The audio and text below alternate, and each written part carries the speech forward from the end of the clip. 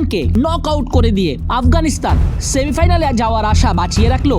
Champions trophy দেখলো অন্যতম সুন্দর একটা ম্যাচ, যেখানে সমানে সমান লড়াই হয়েছে, ব্যাটিংয়ের লড়াই হয়েছে, কিন্তু শেষটায় জীবন বাজি রেখে আফগানিস্তান জয়ী। আফগানিস্তানের আজমতুল্লাহ ওমরজাই ম্যাচটা জিতিয়েছেন। ব্যাটিংয়ে 177 রানে ইনিংস খেলে ইব্রাহিম জাদরান রেকর্ডের কীর্তি করে আফগানিস্তানকে 325 রানের টোটালে নিয়ে যান। পরবর্তীতে 326 রানের টার্গেটে ব্যাট করতে নেমে জো রুটের অসাধারণ পারফরমেন্স, জস বাটলারদের প্রচেষ্টা, হ্যারি ব্রুক, জেমি ওভারটনদের দৃঢ়তায় ম্যাচটা ঘুরিয়ে নিতে চেয়েছিল থ্রি লায়ন্স শিবির, কিন্তু না, আফগানিস্তানের অদম্য প্রচেষ্টার কারণে মাত্র 8 রানের ব্যবধানে হারতে হয়। 317তেই শেষ হয় ইংল্যান্ডের যাত্রা। 120 রান করেছেন জো রুট, 111 বলে 11টা 4, একটা 6 সাজানো 108 স্ট্রাইক রেটে এই রান করেছেন জো রুট। পেয়েছেন 2019 বিশ্বকাপের পর সেঞ্চুরির দেখা। রুট চলে যাওয়ার পর আর কিছুই করতে পারেনি ইংল্যান্ড। পরাজয়ের ব্যবধান কমাতে কমাতে শেষ পর্যন্ত তারা হোঁচট খেয়েছে।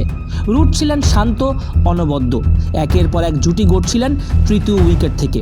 তৃতীয় উইকেটে 68 রানের জুটি গড়েন বেন ডাকেটকে নিয়ে, পরে হ্যারি ব্রুককে নিয়ে 35। পঞ্চম উইকেট জুটিটা আরও গুরুত্বপূর্ণ ছিল, 91 রানে 83 রানের জুটি বাটলারকে নিয়ে। পরে সপ্তম উইকেটে থেমে যান রুট, 43 বলে 54 রানের জুটি সমাপ্ত হয়। রুট 120 রানে ফেরেন প্যাভিলিয়নে। এরপরে বাকিরা আর কিচ্ছু করতে পারেননি। 309 রানে জেমি ওভারটন ফিরে গেলে বাকি 8 রানের মধ্যে শেষ দুটি উইকেট হারায় ইংলিশরা।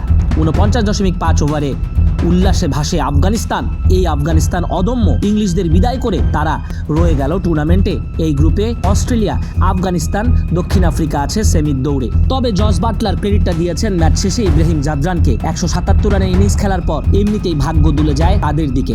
146 বলে 177, 6টা 6, 12টা 4, 121 স্ট্রাইক রেটে ইব্রাহিম জাদরান যে ইনিংসটা খেলেছেন অসাধারণ, অনবদ্য।